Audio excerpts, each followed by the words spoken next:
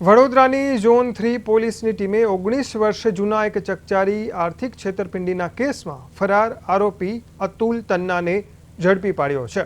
વાડી પોલીસ મથકમાં નોંધાયેલા એક કેસ મુજબ આરોપીએ સહકારી બેંક સાથે વિશ્વાસઘાત કરી આશરે ₹1.63 કરોડની છેતરપિંડી કરી હતી।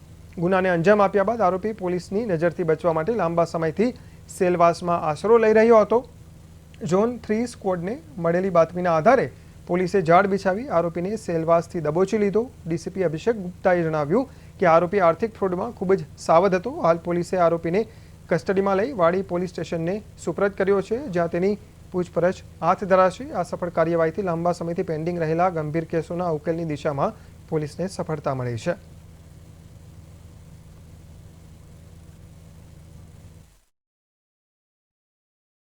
એક 400 છે 420નો ગુનો દાખલ કરવામાં આવ્યો હતો, જેમાં 1,60,60,00,000ની ચીટિંગનો ગુનો હતો।